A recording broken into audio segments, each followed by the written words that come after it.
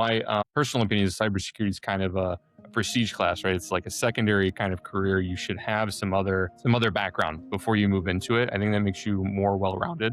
Not saying that there isn't a place for like, hey, I straight went into college, went straight into red teaming.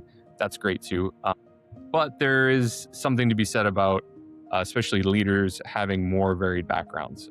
Yeah. I've seen folks that get kind of, I don't want to say narrow, but they get kind of, I feel like they feel that they're stuck in certain areas. Like, oh, I'm always doing SOC management or something like that. And I think, branching out a little bit and trying different areas is beneficial.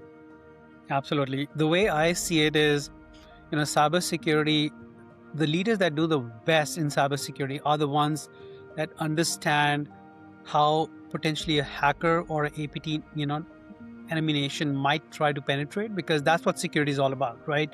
Somebody breaking into your weakest link and, compromising that. So unless you can think through outside the box, right? If you've been trained in a particular way, a textbook fashion, cybersecurity, then you can never think outside the box. And I think it's almost, you have to be borderline, you understand the right word is like, you got to be like skeptical all the time, like what could go wrong, without really wishing on that, but always being ready, like, okay, is this, like, are all the aspects covered properly or not, right? And so, Well, I think so absolutely. to jump in on that, my kind of path in wanting to get into cybersecurity was like movies and spy films and Yeah. things like that. So for me, it's kind of fun to think through the scenarios and try to get creative with how these things are done.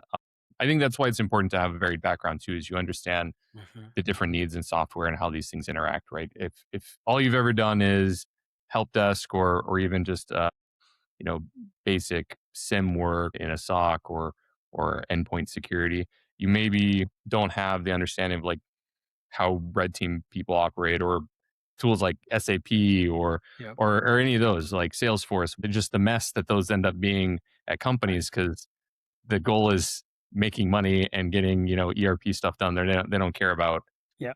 security principles and things like that. So Yes. understanding that these people with these kind of messy closets that you're investigating, they just don't care. So you have to work around it.